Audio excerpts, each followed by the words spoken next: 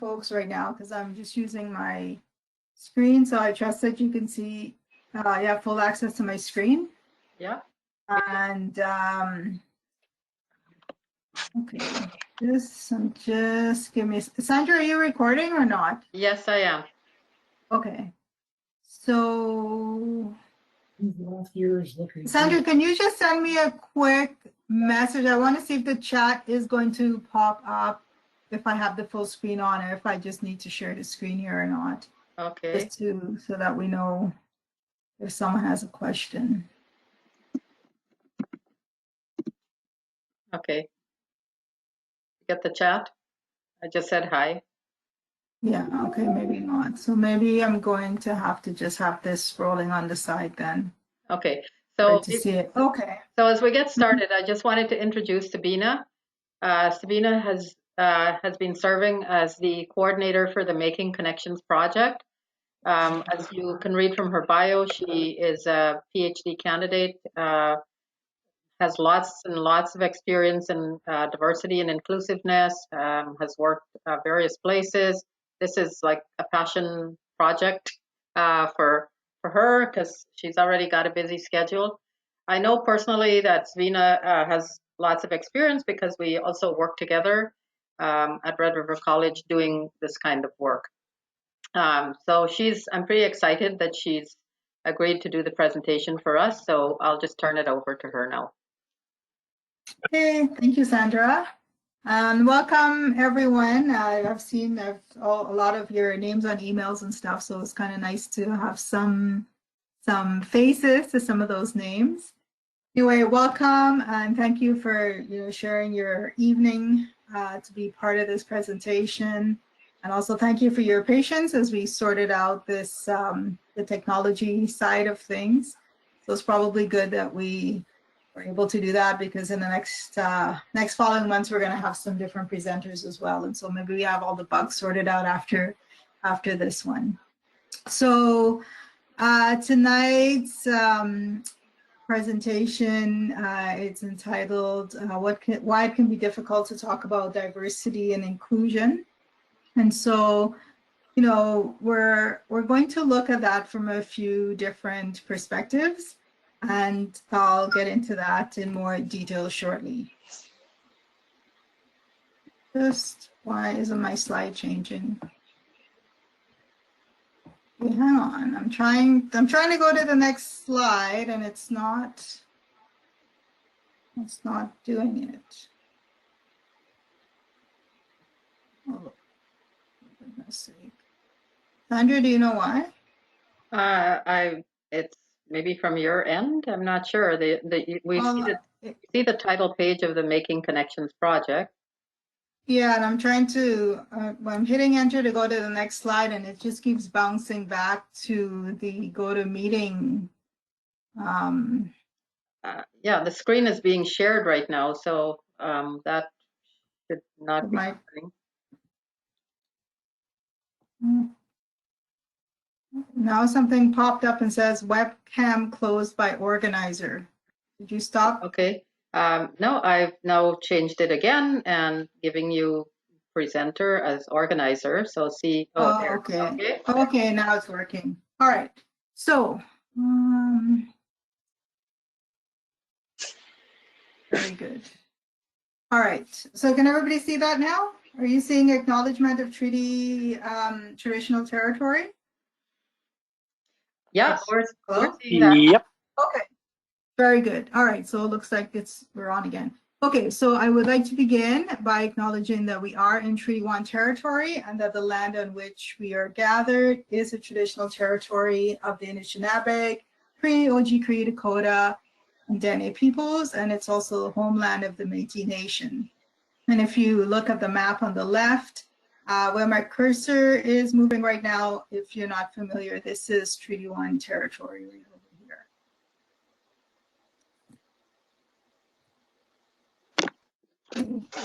Hunter is doing the same thing. It's not. Oh my. There we go. Oh, there. Yeah. I don't know why. I think it's the software. It's not us anything that we're doing. I think it's just the software having some issues. Okay. Okay. So you'll have to bear with me as I move through this. So at the end of this workshop, where there are five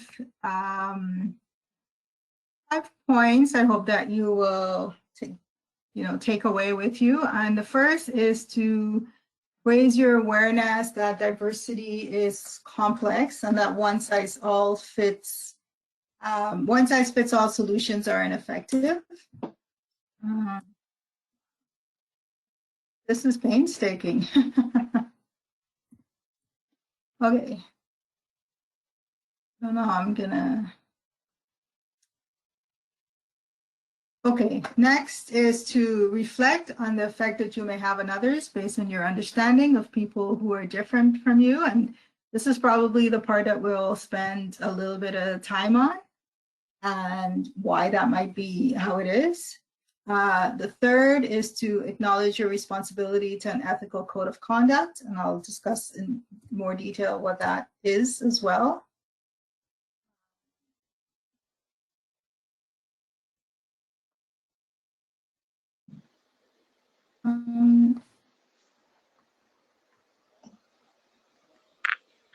Okay, the number 4 is to distinguish 6 points in a cultural proficiency continuum, which I'll be sharing what that is with you. And the 5th one is to identify 2 to 5 action items that your organization can endeavor in order to support cultural proficiency.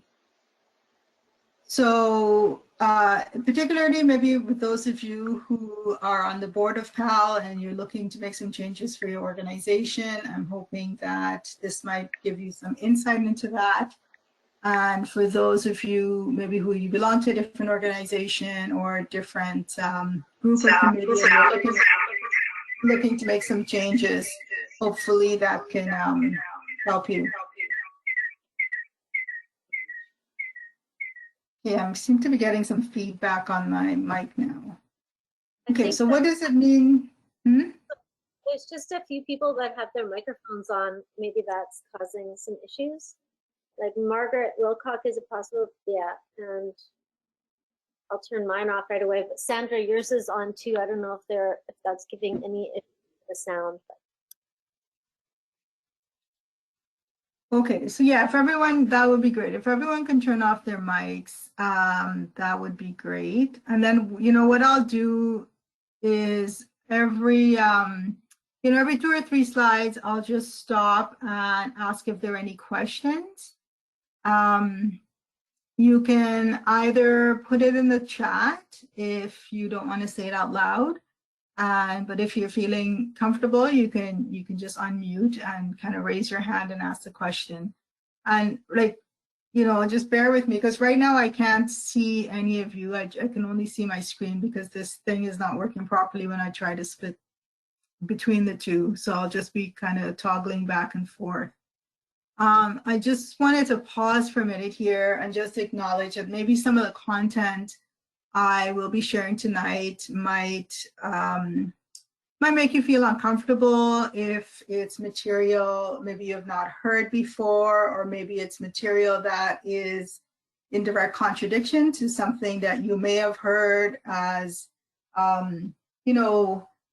sort of grew up with and were through your education was presented with one narrative, and perhaps what you'll be hearing today is a different narrative. And sometimes when we hear that, particularly if we belong to the dominant culture, the information can be a little bit disturbing and difficult to really grasp and understand and come to terms with. And so if you are uncomfortable or you feel agitated or angry, just know that is a natural way, in a sense, to respond to new material. And some of the action items that I will be presenting may also bring up some feelings that you're not very comfortable with. And so part of this workshop is to talk about those feelings and to ask those questions and to be conscious and aware that the information is making you a little nervous or anxious.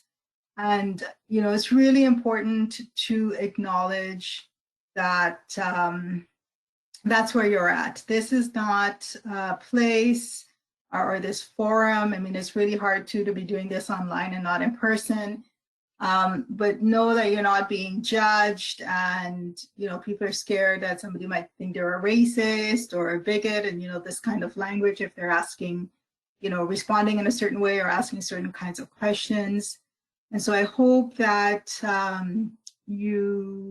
can assure you that this is a safe space to ask those questions. This is a safe place to maybe express some of those feelings if you are feeling, you know, angry or agitated or anything that might be negative. So are we okay with that?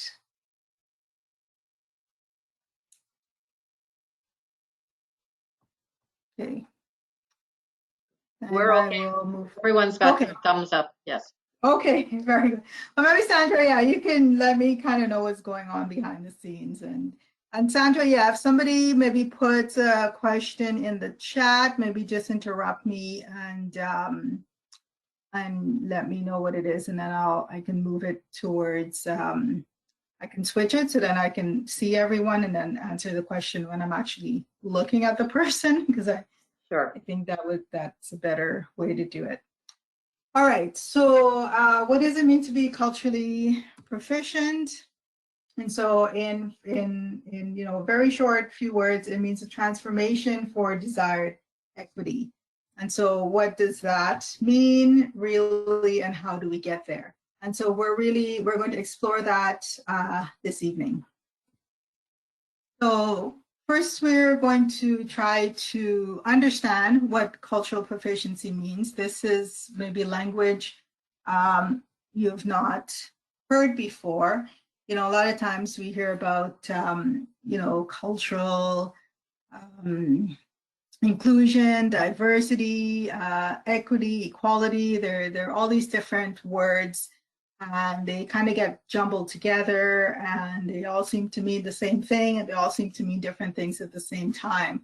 And so by using this language, cultural proficiency, I hope by the end of this, by the end of this evening, you'll have a better understanding of what all these words mean when we see them, and if we, you know, use language that is more consistent, then we can all kind of understand what it is that we're talking about.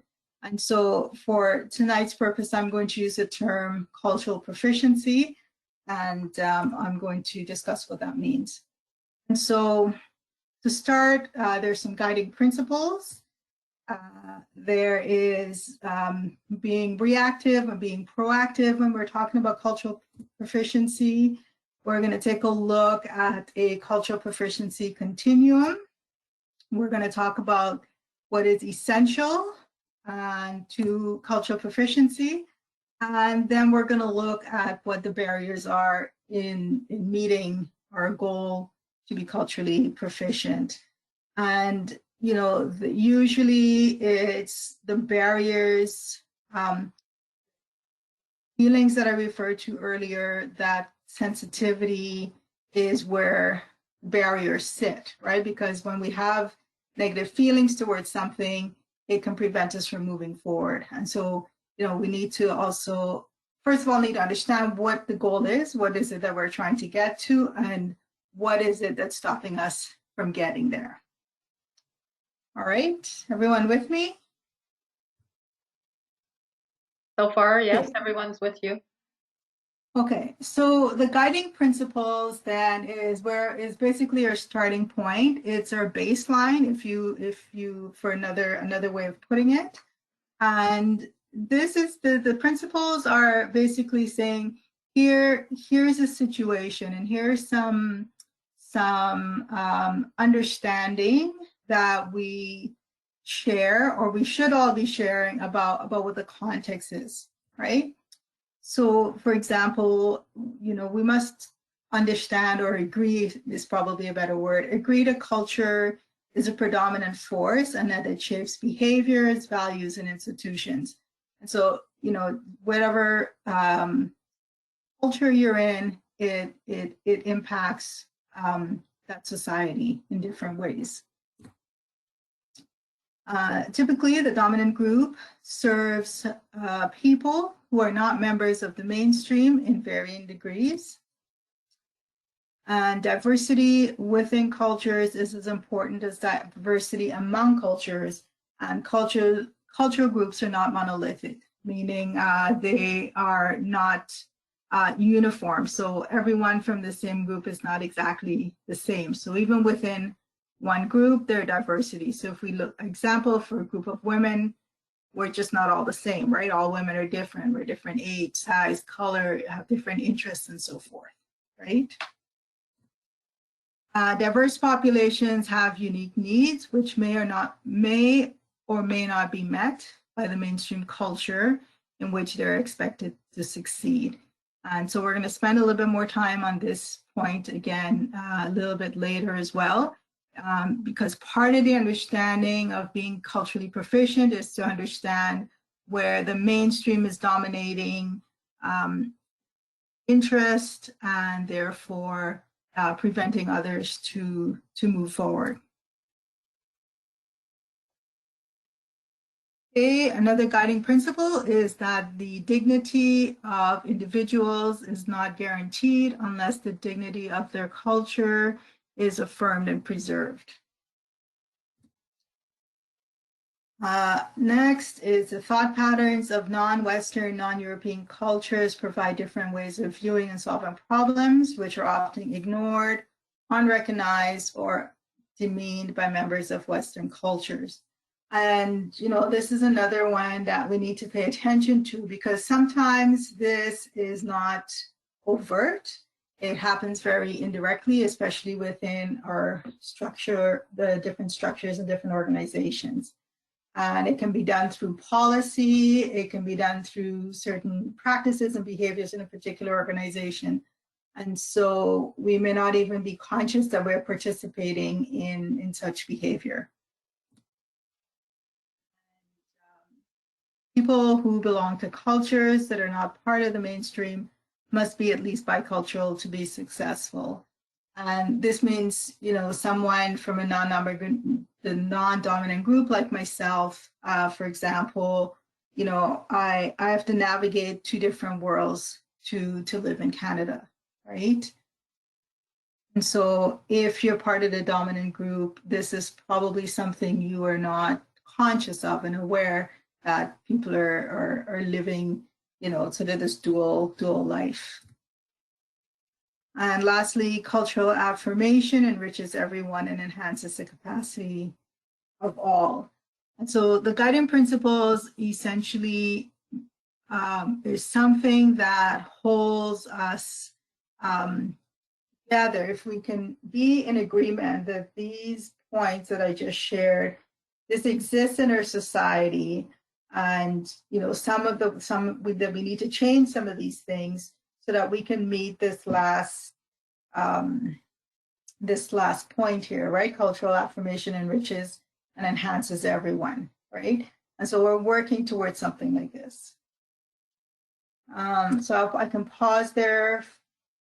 Okay, I'll just do one more slide and then I'll ask for questions.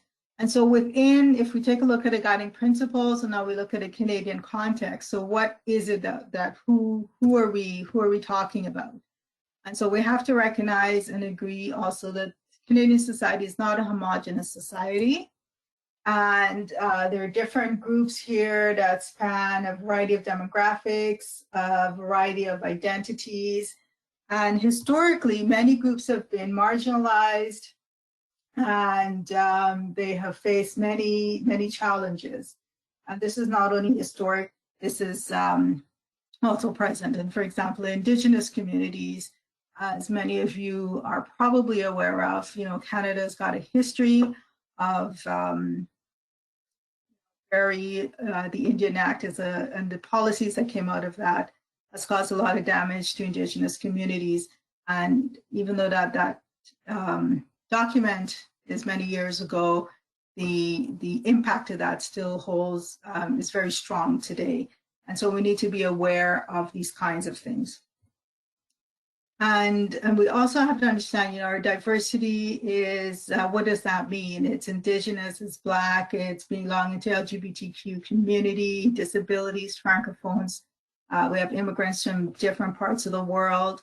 And so it's, diversity is a very, very, when we look at that from this definition, it's a very broad scope. Okay, so I'm going to pause there for a second and ask if there are any questions. Any questions from anyone? You're free to post them in the chat if you would like, and I can just ask Sabina. Yeah, we can do that anonymously if you wish. Okay, so no one has any questions at this time, Sabina? So you can go ahead. Yeah. Yeah. Okay, so we're going to the next section is looking at being reactive versus proactive. And so, at the beginning, I talked about, feelings and, discomfort and so on. And, it's important and the reason it's important to recognize the feelings and the discomfort is because they tend to be reactive. And, sometimes, if you even think out of this context, if, an example, if somebody, cuts you off when you're driving and your instant response is, oh, that's so-and-so, right? And so, it's we get a negative emotion and then we are reactive based on that, right? But, maybe there are times where somebody will cut you off and you're just like, oh, I'm just going to stay quiet. I'm not going to get mad and angry. I'm just going to sort of, thank you, I'm safe, and let that person go ahead and drive foolishly, right? And so, when we're aware of what we're feeling, then, it helps us to understand how we're moving forward with our behavior. And so within the context of culture proficiency, I'm going to talk about reactive versus proactive. What happened here? 1 second. Okay. And so if we look again, so, I mentioned the cultural proficiency continuum. So we've got 6 points along the continuum. There's cultural destructiveness, cultural incapacity, cultural blindness, cultural, precompetence, competence, and proficiency. And I'll get into what each of those mean in a little bit. But on the first, oh my God, what happened?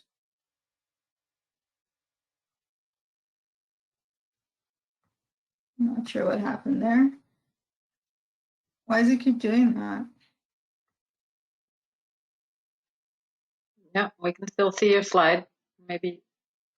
Yeah. Are you still seeing my slide? Are you seeing it going to some internet thing? I don't know. Yeah, we did see that. I'm not sure why it's doing that. Anyway, so basically on the first 3 points, this is the reactive. I'm going to try and get, okay, here we go. This is being in a reactive state. And this is where we're talking about tolerance for equality. And if we look on the last 3 parts, continuum, the pre-competence, competence, and proficiency, this is being proactive, and this is looking more towards transformation for desired equity. So you can see the language there is quite different, and I'm going to go into some more detail about what the difference is now. And so, if we're looking at reactive and in a reactive state, then the focus becomes them being the problem, right? So there's this us and them mentality, and which is different. If we're in a proactive state, we're looking at us and our practices. What are we doing? So you can see right away the language here is inclusive. So when we're talking about, you know, I was saying earlier, when we're hearing all these words like inclusive and diversity and, you know, equality and equity and so forth, like what does that mean? And so, you know, if you look at but by the end, these two columns should help give you a little bit of clarification on what those mean, right? And that's why, as I said earlier, we're going to use the term cultural proficiency in order to give us maybe a little bit of a stronger language. Okay, again, if we're in the reactive phase or state or maybe way of thinking, we use language like we tolerate, we exclude, and we separate. And, you know, we see a lot of that happening right now in the world today. And so what we want to do is move away from that and, you know, we need to esteem, we need to respect, and we need to include. Next, in a reactive mode, the diversity is seen as a problem to be solved, as opposed to diversity and inclusion, which are goals to be attained. And so it's very, very different, two different ways of looking at it. And so you can see, you know, if you're over here and you're looking at them and us and a problem to be solved, you can see why it becomes problematic, because it becomes something pointing the finger. They're the problem. We have to fix them. We have to fix this, right? And on the other side, we're using everyone is included, and this is something, you know, we're going to talk about a little bit later too. Is, you know, diversity, inclusion. You know, all this work is for everyone to share. Okay, in a reactive, it prevents, mitigates, avoid cultural dissonance and conflict. And here in the proactive stage, conflict is managed, is leveraged, and it's facilitated. And, you know, we have to accept that conflict is natural. Conflict is part of life. You know, you can have argument with your disagreement with your spouse, your kids, you know, your friend. And so conflict is always there. And so how do we manage it? And then when it becomes something that's intercultural, then, you know, we really have to approach it from a different mindset. And so instead of avoiding it, we actually have to facilitate it and resolve it in a way that is healthy.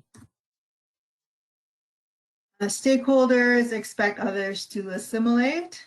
And I use the word stakeholders here because, you know, this is really broad kind of language, but it really speaks to dominant culture just expecting that those from a non-dominant group is just going to come and fit in. You know, if we look at it from a proactive stance, then we can see that, you know, stakeholders, they adapt to meet the needs of others. And information is added to existing policies and procedures. If you're reactive, and so an organization, you know, they might just, they're practicing things in old ways and it's always been working. And all of a sudden they thought, you know, we'll add, you know, a little, you know, sentence or a policy and to make it look like they're being inclusive, but they're not really practicing that, right? It's just what's that word? Kind of window dressing. And if you're really going to be proactive, you have to look at your existing policies and your procedures and really change them and say, okay, are these really meeting these needs of the communities that we're looking to include, right? And so I hope that you have a sense of what it means to be reactive and what it means to be proactive. And so the other thing I wanted to point out is sometimes we can be doing both of these things. We're never, one, it's not to say we're one or the other. And this is where, you know, the part about the feelings and the discomfort can come up, because maybe you know, you're looking at this and you're thinking, oh my God, what is my organization doing? Is my do our policies, you know, our policies sitting on the reactive side of things? Does that mean, you know, what does that mean? Does that mean we're not, you know, we're really discriminating against people? And I mean, if the information is showing that's what you're doing, that's okay, right? Because this is a point where you can be assessing what's happening and saying, okay, well, we need to change. And so this also comes up with the conflict, right?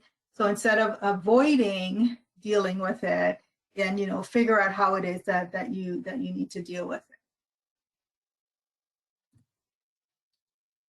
Okay, I'm going to pause there again and answer questions, and then we can look at the whole continuum bit by bit. Any questions from anyone? Throw it in the chat. Mine is more of a statement. Yeah. Sabina, I think the word you were looking for was patronizing. Okay. When you were saying earlier on, because the dominant society or the dominant culture treats the non-dominant or the perceived minority like their children, and they're parenting them. So therefore it becomes patronizing. Yes. That's a really good word, Bill. Thank you. Yeah. And Lou had a sometimes question. Sorry, Lou had a question. Yeah. Yeah, I'm just kind of struggling with the difference between the proactive and the reactive in the last point. Mm-hmm. Okay, it's there's a distinction being made there that I just isn't resonating with me. Everything else you said is making a lot of sense.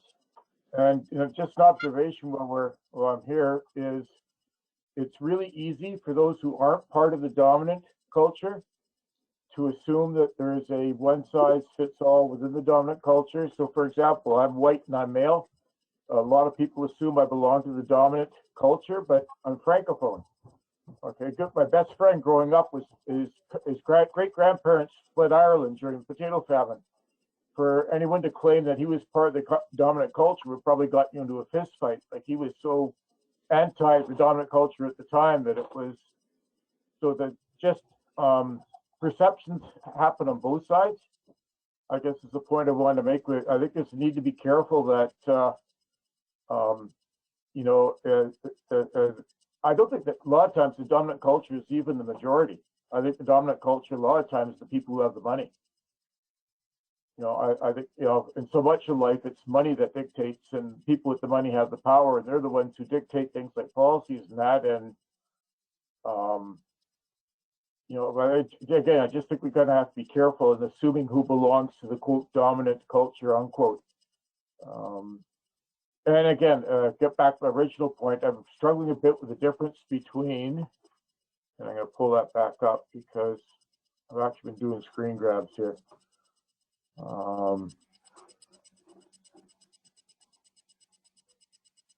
Okay, you say information added to existing policies and procedures, and existing policies, procedures, and practices examined and adapted to changing environment.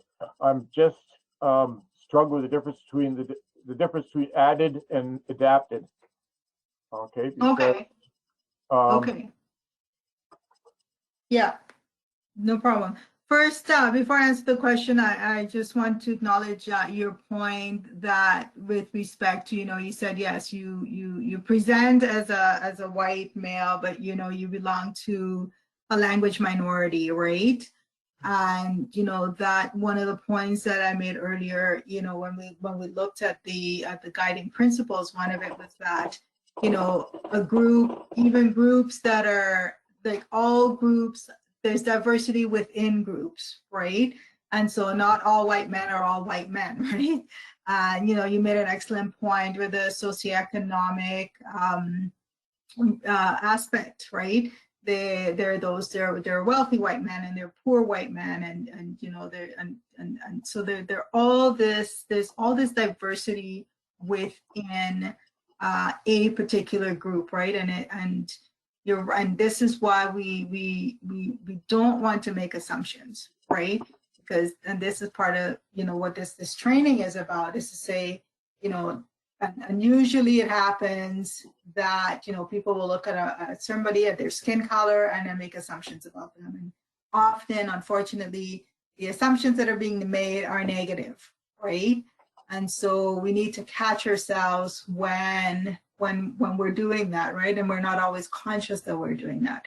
And so I appreciate that point that you made to recognize that. And so, yeah, so I'm gonna go back. Let me see if my slide will, my slide is not going back here on this thing right now.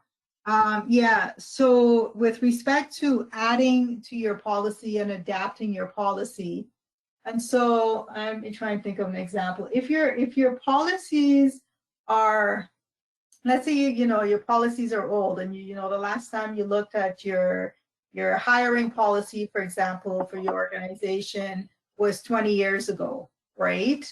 And you're just and you're going along, and then maybe you hear that you need to be more inclusive with your hiring, and so you just add a line into your policy, and you said, okay, we're going to be inclusive in our policy, in our hiring, for example, right?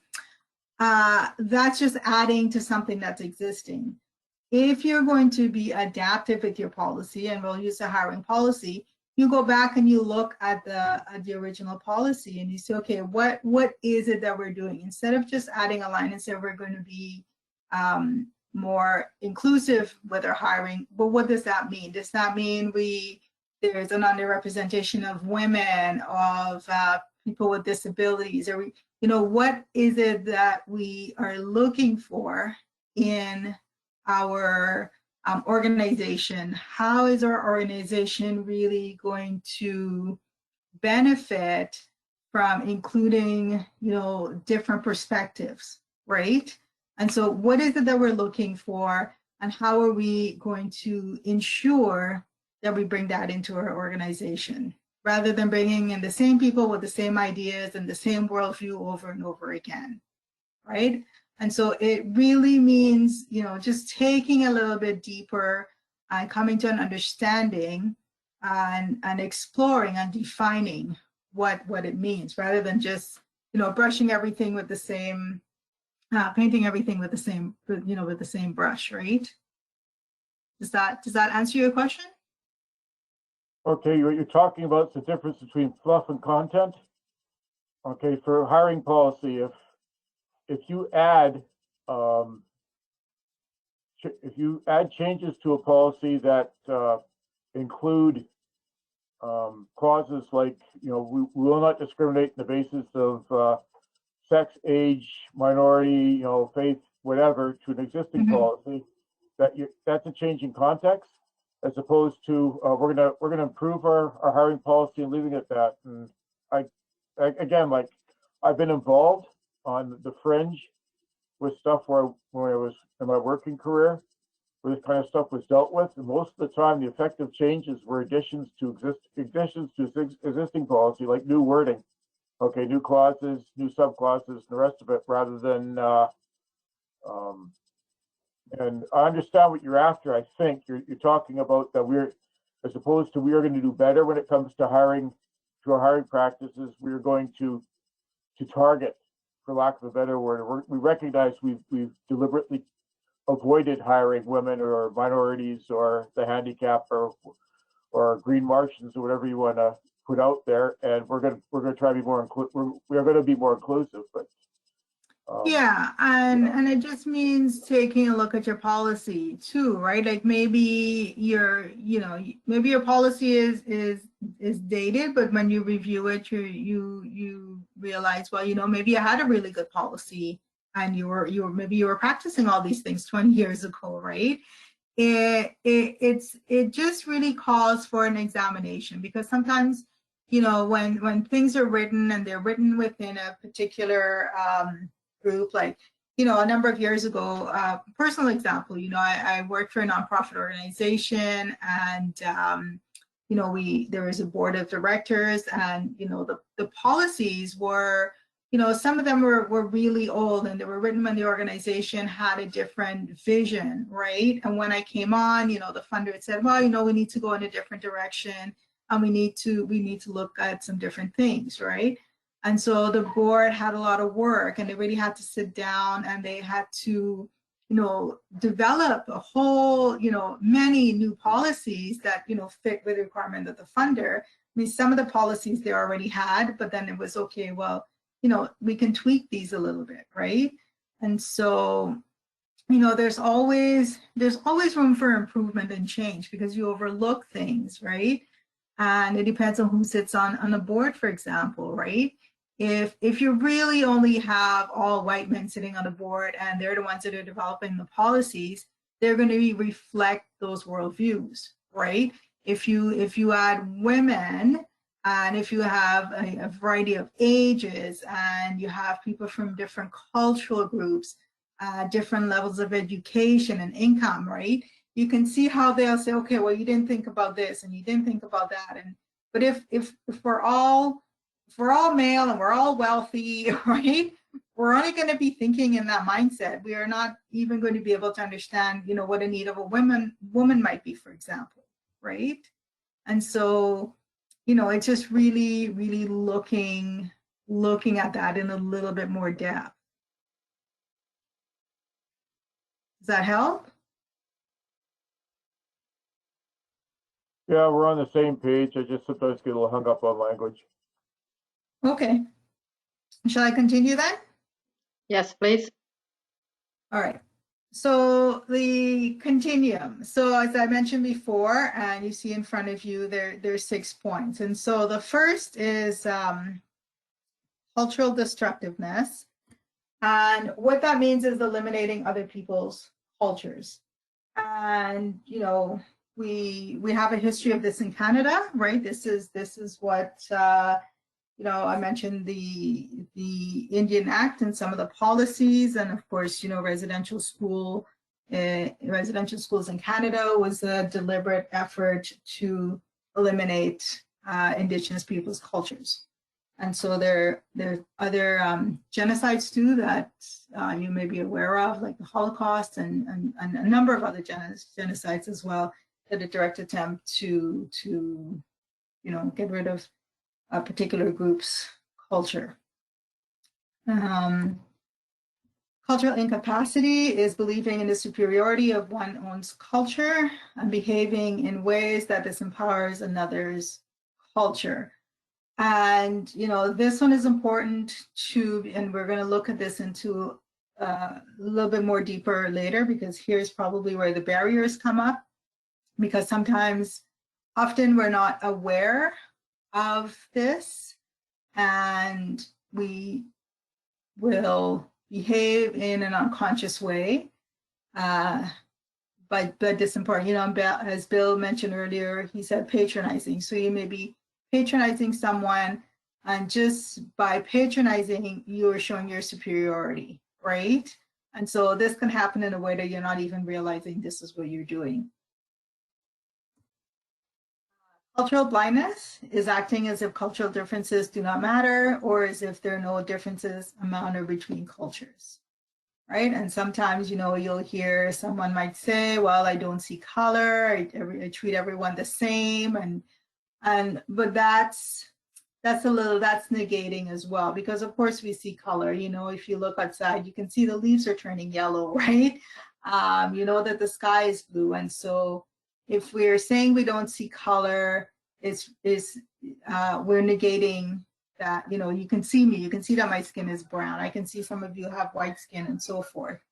And it's how you treat and respond to the person's color that is the issue. It's not to notice that they have a color. That's not a problem, right? And so looking, you know, at everyone and their culture and their and making assumptions and thinking they're all the same, this is a problem. And so these 3, destructiveness, incapacity, and blindness, are all in a reactive state because they don't really honor who people are, right? When we're moving towards cultural pre-competence, we're recognizing the limitations of our knowledge and skills or of an organization's practices when they're interacting with another cultural group. And so, is it Lou that asked the question about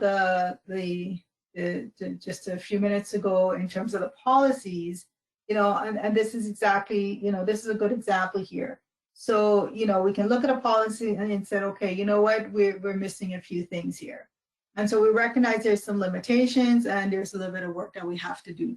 And so we're moving towards pre-competence because now we're saying, okay, we need to fill in some gaps. Cultural competence is interacting with others using the 5 essential elements as the standard. And that'll be on the next slide. I'll get into the details of that. And then cultural proficiency, of course, is the goal that we're looking to achieve, and that's esteeming culture, interacting effectively in a variety of cultural groups, and committing to continuous learning.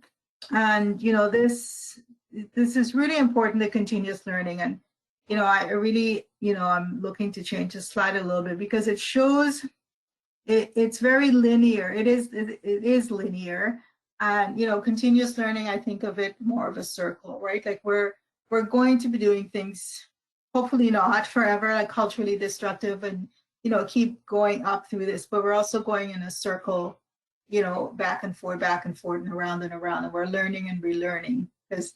We're not doing everything 100% all the time, as we're learning and then we're improving, and then we can go back and say, yeah, this is not that good, I need to improve it. And so, how we conceptualize it is also different. And so if we're from looking at this from a different visual, what does cultural proficiency look like? And, you see here in the first image, this, they put the three boys on, on the same, give them the same height to see over the fence, but it doesn't really help anyone, right? They're in the same position.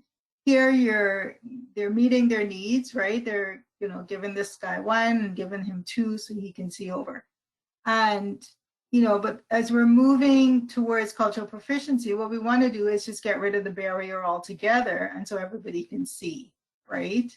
So, as we're moving towards it, we're going to give the supports that we need, but we don't want to have them, we don't want to have to be giving anybody supports. We want a place to be where everyone is being together harmoniously. I think I'll pause there for questions, and then we'll look at what the essential elements are. Bill just had a comment in the chat as you were going through some of the stuff, and he just said affirmative action policy. So so that was, I guess, related to the policy discussion Yes. a few minutes ago. So. Yeah. Now I'm looking. We got a late start, but we also said this was going to end at 8. But I think we also started about 15 or 20 minutes late. So Sandra, what do you want me to do? I think we can continue. If anyone's feeling like you can't stay, we appreciate the time you spent with us. We hope you can, because it's pretty interesting. So just continue. All right.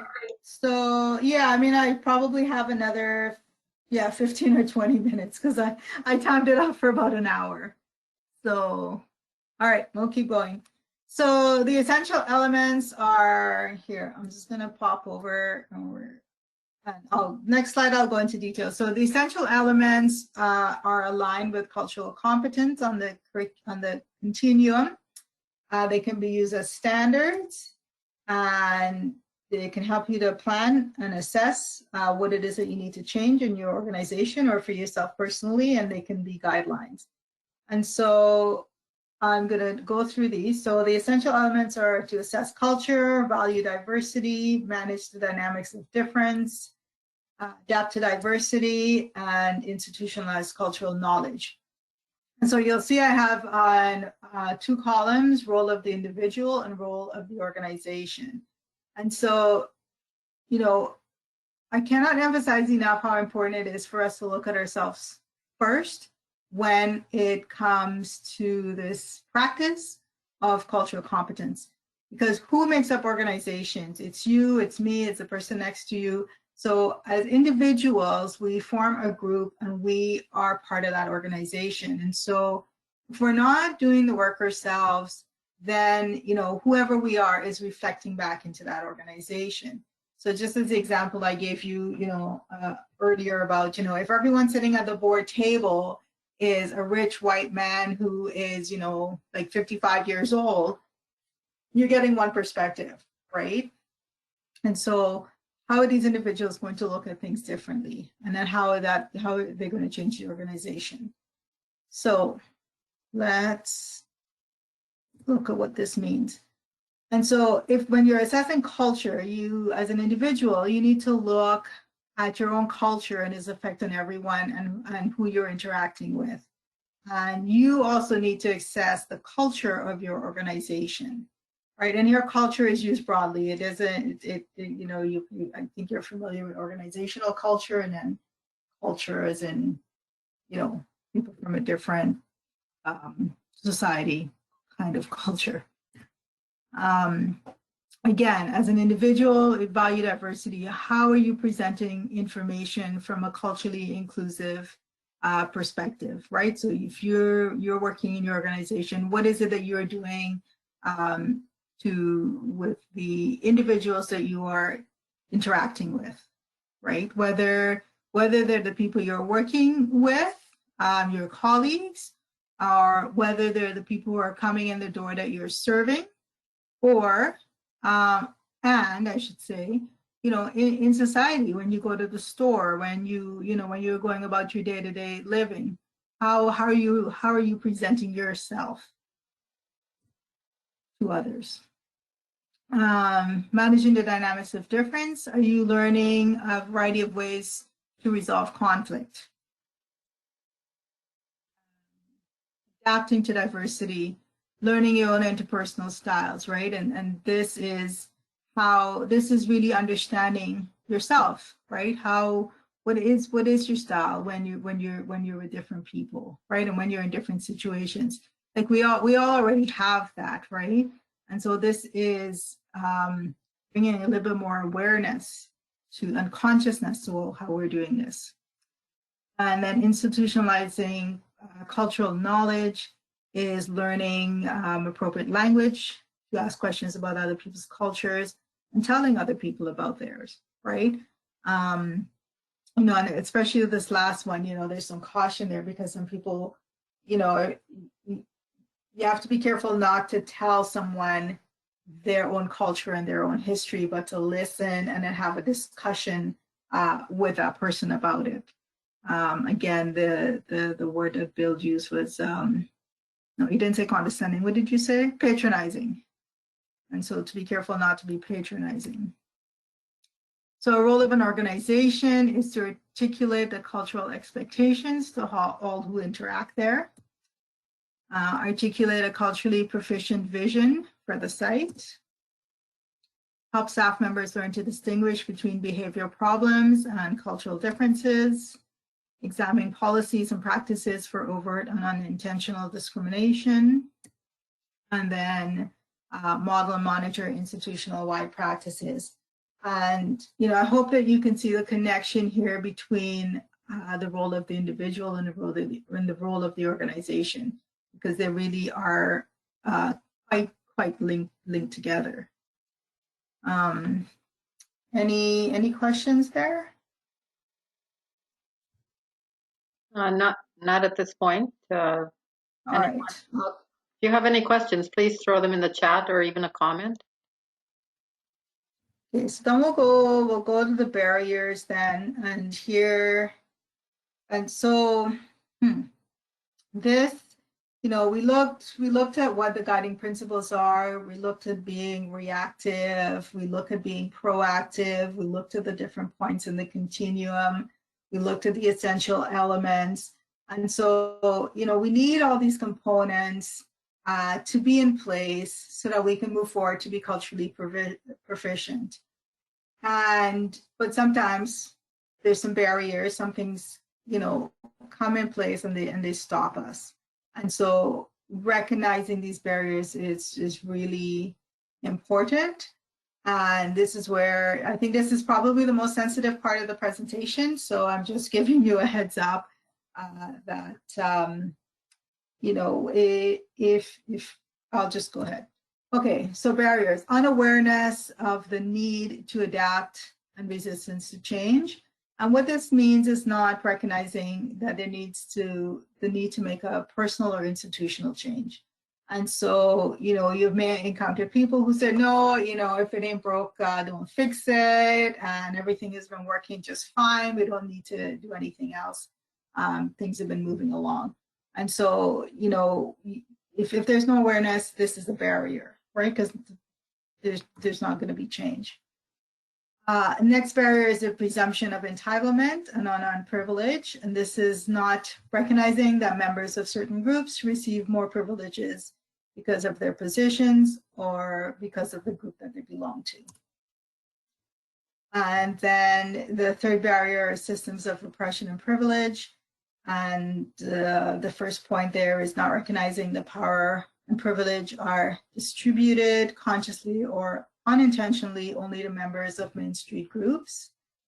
It's abusing power that's been accrued through systems of oppression. And it's also refusing to examine that these systems do exist and not taking any responsibility for changing them. And so these are some pretty tough points, I think, particularly if you belong to a group where you have been receiving benefits because of your identity and your belonging to a particular group. And so, you'll be asking yourself the questions, well, what can I do, right? I know one of the questions for me that I ask myself, being an immigrant and knowing that, I'm living on Treaty 1 land and, recognizing that this is stolen land and how I'm complacent with that. And, what do I do, right? How do I reconcile that, right? And so, we have to ask ourselves some of these really difficult questions, right? It doesn't mean we're going to have the answer, but I think we have to ask it and we have to talk about it and we have to figure out how we're going to resolve and come to some kind of peace with the situation that we're in. So I'm going to kind of talk a little bit about white fragility because we've been hearing about that a lot in the last few months. And, it ties in to looking at what some of the barriers are. And, there's Robin DiAngelo, she's an author of a book called White Fragility. And she coined the term and she describes it, and she's a white woman from America, and she defines white fragility as a state in which even a minimum amount of racial stress becomes intolerable and it triggers a range of defensive moves. And if you read her work, she talks about what that looks like, the resistance, the anger, and some of the things I mentioned earlier when I started the presentation. And so, Robin, I just wanted to also point out that while, Robin DiAngelo wrote about this, people of color have also been contributing or writing about these, what's happening in our society, before Robin came along. And so, but I am, acknowledging her that she wrote this and this term seems to really caught on. So I think it was important to talk about it tonight. DiAngelo also says that anti-racist efforts seek to transform institutionalized racism, and she believes that starts with education. And the goal is for us to develop, skills and perspectives in order to be active in changing. in bringing change. One thing that she points out is that because we all live in a racist system, like we're all enmeshed in its relations, it means that we're all responsible for both perpetuating and transforming that system, right? And, for me, I think myself, even though I'm a minority, I also, as the example I gave to, like, how do I perpetuate, racism too, with respect to, the land, as I mentioned earlier. And so even though individuals all play a role in keeping the system active, the responsibilities for change is not equally shared. And so, when we're talking about systems and, who are the dominant groups, because the dominant group set up the system, dominant group holds the power, and so the dominant group actually holds more responsibility for making those changes.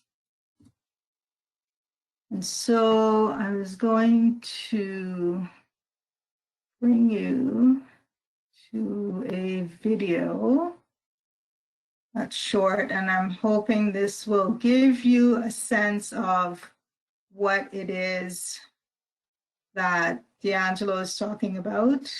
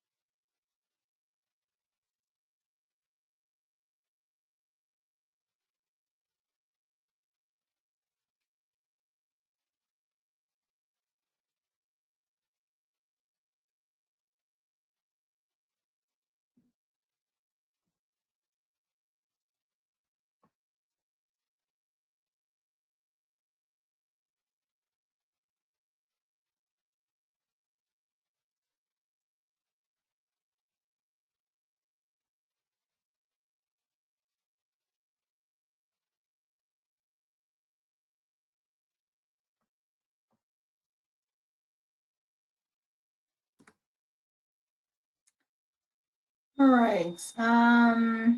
Are we all together again? Yeah, we're still here. Okay. So, you know, the video, I found that to be very powerful. What, hang on.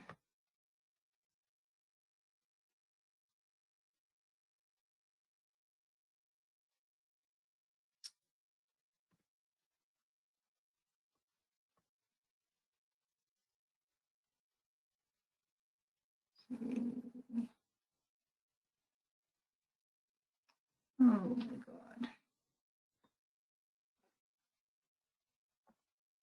So I thought the video was a very powerful video, and I think what happens there also happens in Canada. And even though it had an American focus, I think it's important to recognize. And when we're talking about what is structural, you know, the dates, you know, they had the numbers that were running on the video, and you know, those were dates starting from, you know, when Columbus arrived in North America, and so they showed it was very powerful. I thought, you know, what was happening, and so you know, when we talk about, you know, structure, and we talk about barriers, and we talk about privilege, we also have to understand that there's a historical context. And I think this can be very sobering information, right? Because we all have a part in all of it. So does anybody have any questions about that, or they want to talk about it, or? So sorry, Alana was just asking about volume and sort of sound for the video, but I think without the sound, I think it was kind of understood. I hope at least. Oh, you didn't have sound on it? No, we didn't. No. Oh, I was blasting in my ear. Well, I can also, Sandra, I'll send this, I can send the PowerPoint slide, and it's got every presentation for distribution if people are interested, and all the information is there as well. Okay, thanks. Okay, I'm just looking at the time, and I think I'm going to maybe skip a few things. You know, but I just again want to emphasize, you know, when we're moving towards what cultural proficiency look like, and particularly if you're looking at your organization, you know, the emphasis is on yourself.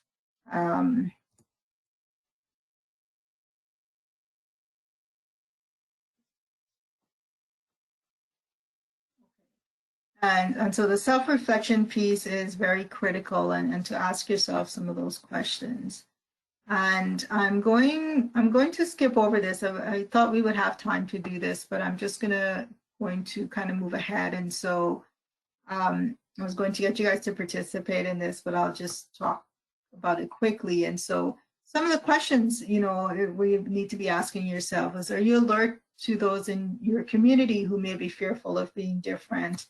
Are you, do you stop derogatory remarks about different groups when you hear them?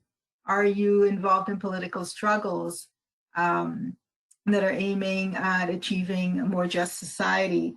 And so as we start asking ourselves these questions, and we're wondering, okay, do we sometimes do this? Do we not? You know, are we feeling like we're not that, you know, comfortable doing it, and why, and what do we need to do to improve that, right? And so the examination really goes start with you, and then you can bring that out into your organization. I'm just going to pop through that. I'm going to just bring your attention to a few things, maybe a few starting things your organization can do. Do you have a traditional territory acknowledgement? Is something like that? Do you have it on, you know, maybe a door or on your website or something when people come in, right? Find it, excuse me, on their website, and they announce it. And when you go to a function, you know, they often, you know, will make the acknowledgement. Diversity statements. Do you have a diversity statement for your organization, right? I mean, this one is quite lengthy. Here's a shorter one. It says, this establishment does not discriminate on the grounds of ethnicity, national identity, disability, social background, health, religion, points of view, sexual orientation, gender, marital status, or any other aspect of person that is part of maintaining their dignity. And you know, I was on vacation last winter, and this was in the resort, you know, just posted right there. And I was, you know, I felt, you know, reading something like this, you know, it made such a difference to me being a guest of the hotel, right? And so I didn't expect I would have that kind of response to it. And so, you know, for me, that tells me how, you know, important that it is to see something like this, because you know that you're supported in this place that you're in, right? And so it doesn't matter what your organization is, right? You know, it could be small, it could be big, you know, it could be a big resort, or it could be something small, but you have it there, and so people feel welcome, right? And so this is one small thing. Community building, you know, this is really critical, that people feel a sense of belonging, and this will help them to be successful in the society. I'm just going to flip through that. So just, yeah, in the essence of time, summary, I hope that, you know, you have a sense that diversity is complex, and that one size fits all solutions are ineffective. I hope that you're aware that sometimes you might be doing things that are reactive instead of proactive, and maybe that could possibly have an impact on someone. You have a responsibility to an ethical code of conduct. I skipped over that in the presentation, but that's really if your organization would have, what is the policy, right? Or maybe you're looking at a human rights code of conduct, or maybe you've got your own like a religious value that you follow as an ethical code of conduct. So what is that you use as your, you know, your baseline, right? Personally. That you recognize that there was those 6 points on the cultural proficiency continuum, and that some of it is destructive, and that we're moving along, and that we want to move towards a more harmonious society. And I hope that you possibly were able to identify at least a couple of action items that your organization can take on to address, to work towards being culturally proficient. That basically brings us to the end. We're going to have a couple, 3 more workshops coming up. One is the TRC call to actions, an overview.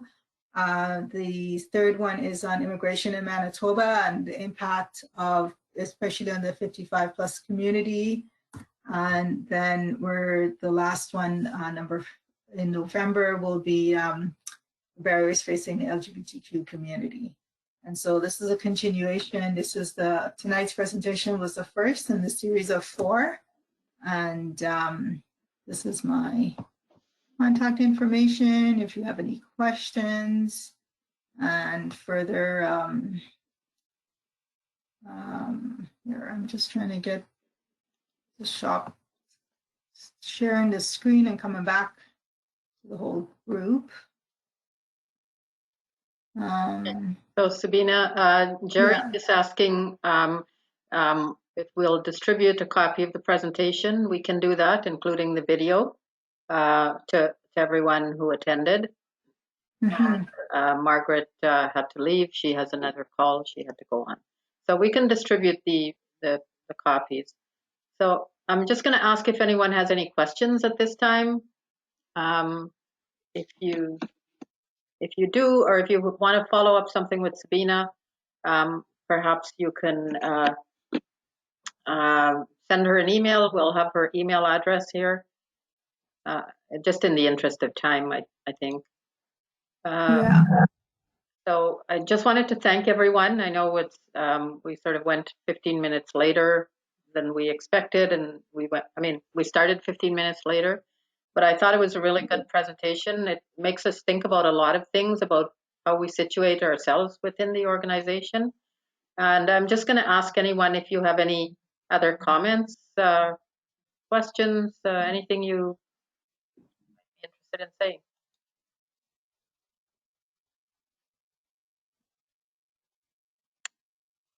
Bernadette has a comment.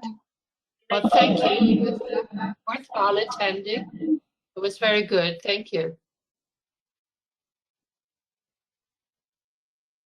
Just, yeah, thank you all for being patient and listening through it. And I know no one, you didn't talk about any feelings or anything. So maybe you're feeling shy or you're not comfortable. I'm not sure if some, things after you've reflected on it and, some stuff comes up, just sit with it and, be in touch if you really, want to talk about anything. Because I think it's really important that we have these discussions that are open and honest, and so that helps us to move forward.